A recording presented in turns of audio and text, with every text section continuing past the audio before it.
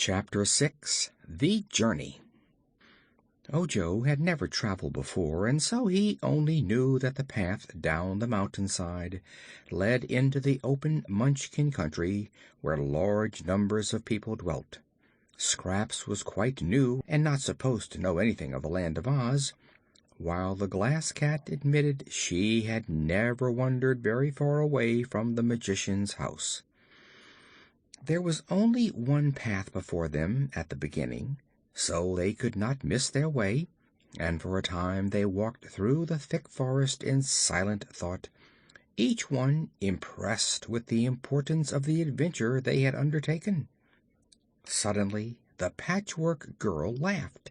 It was funny to see her laugh, because her cheeks wrinkled up, her nose tipped, her silver button eyes twinkled, and her mouth curled at the corners in a comical way. "Has something pleased you?" asked Ojo, who was feeling solemn and joyless through thinking upon his uncle's sad fate. "Yes," she answered. "Your world pleases me, for it is a queer world, and life in it is queerer still. Here am I, made from an old bed-quilt and intended to be a slave to Margolotte, rendered free as air by an accident that none of you could foresee. I am enjoying life and seeing the world, while the woman who made me is standing helpless as a block of wood. If that isn't funny enough to laugh at, I don't know what is." "You're not seeing much of the world yet, my poor innocent Scraps," remarked the cat. "The world doesn't consist wholly of the trees that are on all sides of us." "But they're part of it, and aren't they pretty trees?" returned Scraps, bobbing her head until her brown yarn curls fluttered in the breeze. "Growing between them I can see lovely ferns and wildflowers and soft green mosses. If the rest of your world is half as beautiful, I shall be glad I'm alive." "I don't know what the rest of the world is like, I'm sure," said the cat, "but I mean to find out." "I've never been out of the forest," Ojo added, "but to me the trees are gloomy and sad, and the wildflowers seem lonesome. It must be nicer where there are no trees and there is room for lots of people to live together." "I wonder if any of the people we shall meet will be as splendid as I am," said the Patchwork Girl. "All I have seen so far have pale, colorless skins and clothes as blue as the country they live in, while I am of many gorgeous colors, face and body and clothes. That is why I am bright and contented, Ojo, while you are blue and sad." "I think I made a mistake in giving you so many sorts of brains," observed the boy. "Perhaps, as the magician said, you have an overdose and they may not agree with you." "What had you to do with my brains?" asked Scraps. "A lot," replied Ojo. "Old Margolotte meant to give you only a few, just enough to keep you going. But when she wasn't looking, I added a good many more, of the best kinds I could find in the magician's cupboard." "Thanks," said the girl, dancing along the path ahead of Ojo and then dancing back to his side. "If a few brains are good, many brains must be better." "But they ought to be evenly balanced," said the boy, "and I had no time to be careful. From the way you're acting, I guess the dose was badly mixed." "Scraps hasn't enough brains to hurt her, so don't worry," remarked the cat, which was trotting along in a very dainty and graceful manner. "The only brains worth considering are mine, which are pink. You can see 'em work." After walking a long time they came to a little brook that trickled across the path, and here Ojo sat down to rest and eat something from his basket. He found that the magician had given him part of a loaf of bread and a slice of cheese. He broke off some of the bread and was surprised to find the loaf just as large as it was before. It was the same way with the cheese. However much he broke off from the slice, it remained exactly the same size. "Ah," said he, nodding wisely, "that's magic. Dr. Pip has enchanted the bread and the cheese, so it will last me all through my journey, however much I eat." "Why do you put those things into your mouth?" asked Scraps, gazing at him in astonishment. "Do you need more stuffing? Then why don't you use cotton, such as I am stuffed with?" "I don't need that kind," said Ojo. "But a mouth is to talk with, isn't it?" "It is also to eat with," replied the boy. "If I didn't put food into my mouth and eat it, I would get hungry and starve." "Ah, I didn't know that," she said. "Give me some." Ojo handed her a bit of bread and she put it in her mouth. "What next?" she asked, scarcely able to speak. "Chew it and swallow it," said the boy. Scraps tried that. Her pearl teeth were unable to chew the bread, and beyond her mouth there was no opening. Being unable to swallow, she threw away the bread and laughed. "I must get hungry and starve, for I can't eat," she said. "Neither can I," announced the cat. "But I'm not fool enough to try. Can't you understand that you and I are superior people, and not made like these poor humans?" "Why should I understand that, or anything else?" asked the girl. "Don't bother my head by asking conundrums, I beg of you. Just let me discover myself in my own way." With this she began amusing herself by leaping across the brook and back again. "Be careful, or you'll fall in the water," warned Ojo. "Never mind." "You'd better. If you get wet, you'll be soggy and can't walk. Your colors might run, too," he said. "Don't my colors run whenever I run?" she asked. "Not in the way I mean. If they get wet, the reds and greens and yellows and purples of your patches might run into each other and become just a blur. No color at all, you know." "Then," said the Patchwork Girl, "I'll be careful, for if I spoil my splendid colors I would cease to be beautiful." "Pah!" sneered the Glass Cat. "Such colors are not beautiful. They're ugly and in bad taste. Please notice that my body has no color at all. I'm transparent, except for my exquisite red heart and my lovely pink brains. You can see 'em work." "Shoo, shoo, shoo!" cried Scraps, dancing around and laughing. "And your horrid green eyes, Miss Bungle. You can't see your eyes, but we can, and I notice you're very proud of what little color you have. Shoo, Miss Bungle, shoo, shoo, shoo! If you were all colors and many colors as I am, you'd be too stuck up for anything." She leaped over the cat and back again, and the startled Bungle crept close to a tree to escape her.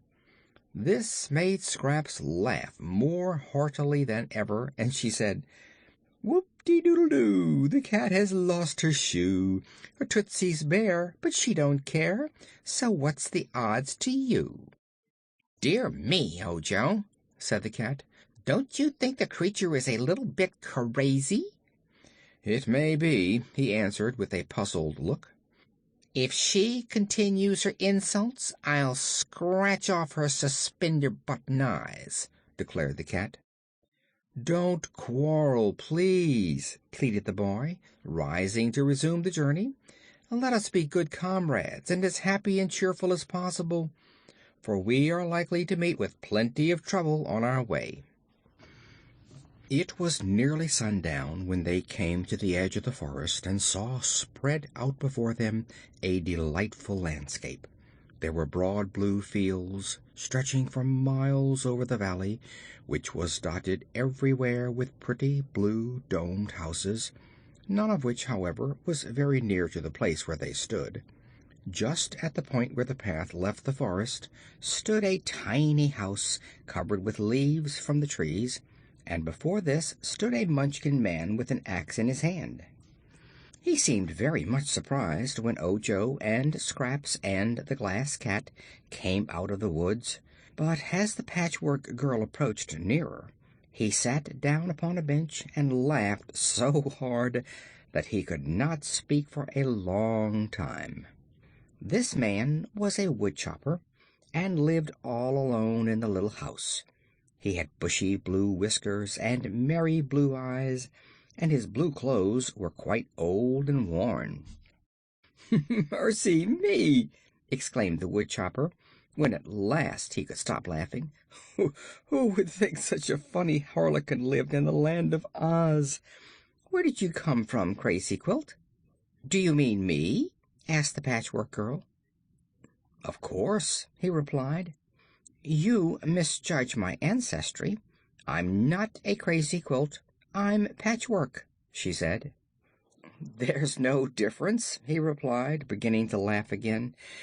"When my old grandmother sews such things together, she calls it a crazy quilt. But I never thought such a jumble could come to life." "It was the magic powder that did it," explained Ojo. "Oh, then you have come from the Crooked Magician on the mountain. I might have known it, for, well, I declare, here's a glass cat. But the magician will get in trouble for this. It's against the law for anyone to work magic except Glinda the Good and the Royal Wizard of Oz. If you people or things, or glass spectacles, or crazy quilts, or whatever you are, go near the Emerald City, you'll be arrested." "We're going there anyhow," declared Scraps, sitting upon the bench and swinging her stuffed legs. "If any of us takes a rest, we'll be arrested for sure, and get no restitution, 'cause the rest we must endure." "I see," said the woodchopper, nodding. "You're as crazy as the crazy quilt you're made of." "She really is crazy," remarked the Glass Cat, "but that isn't to be wondered at when you remember how many different things she's made of. For my part, I'm made of pure glass, except my jewel heart and my pretty pink brains. Did you notice my brains, stranger? You can see 'em work." "So I can," replied the woodchopper, "but I can't see that they accomplish much. A glass cat is a useless sort of thing, but a Patchwork Girl is really useful. She makes me laugh, and laughter is the best thing in the world. There was once a woodchopper, a friend of mine, who was made all of tin, and I used to laugh every time I saw him." "A tin woodchopper?" said Ojo. "That is strange."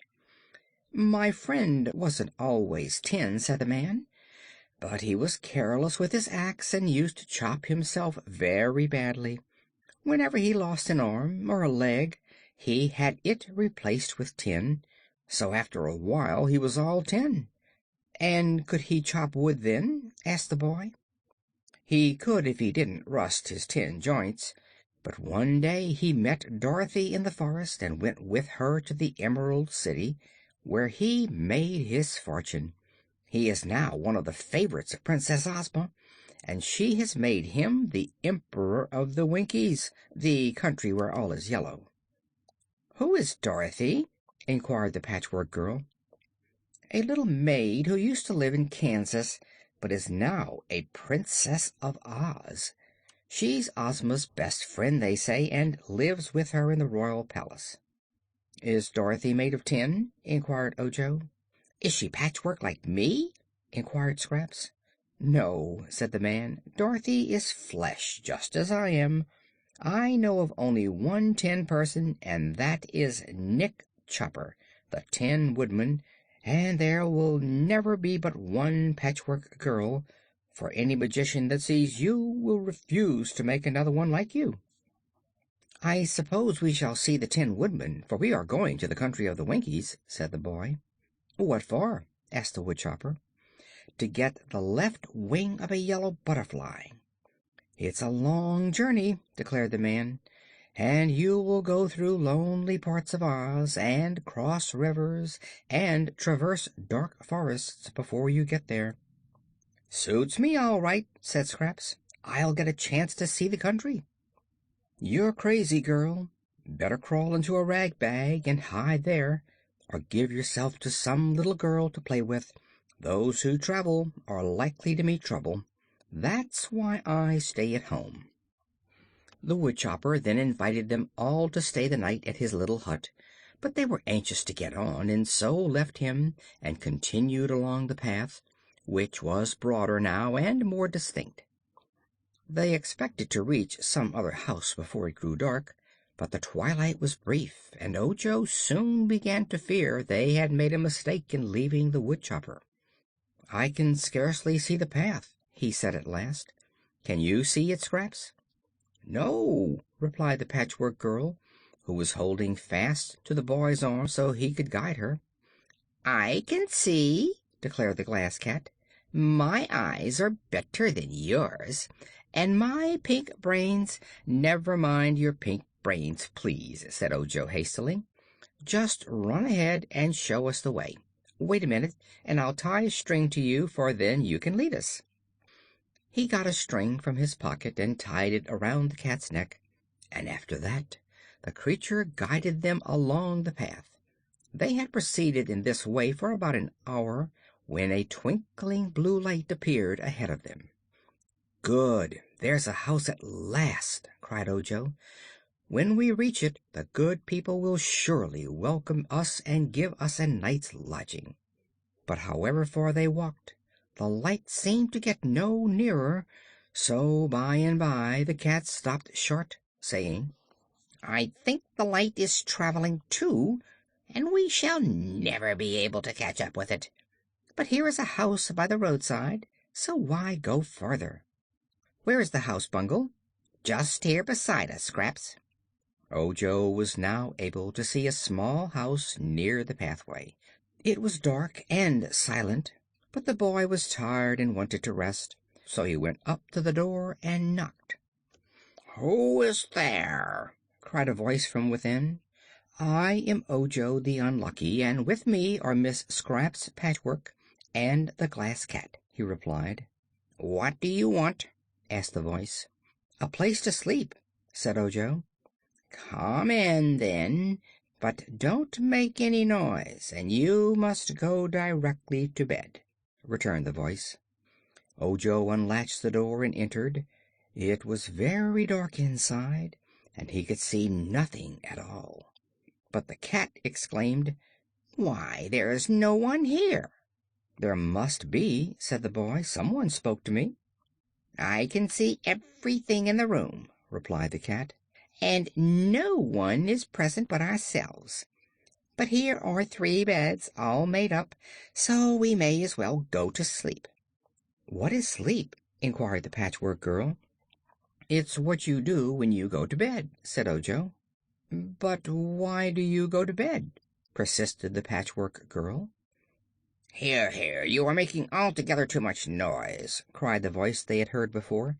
"Keep quiet, strangers, and go to bed." The cat, which could see in the dark, looked sharply around for the owner of the voice, but could discover no one, although the voice had seemed close beside them. She arched her back a little and seemed afraid.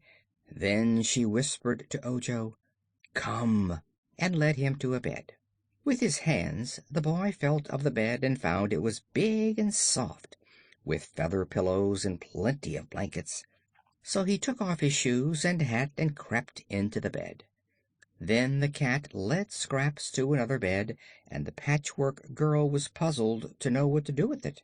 "Lie down and keep quiet," whispered the cat warningly. "Can't I sing?"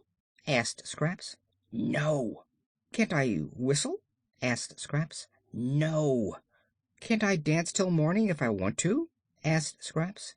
"You must keep quiet," said the cat in a soft voice. "I don't want to," replied the Patchwork Girl, speaking as loudly as usual. "What right have you to order me around? If I want to talk, or yell, or whistle—" Before she could say anything more, an unseen hand seized her firmly and threw her out of the door, which closed behind her with a sharp slam.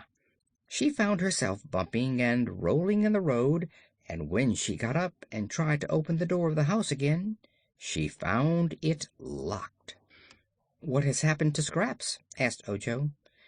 "Never mind. Let's go to sleep, or something will happen to us," answered the Glass Cat.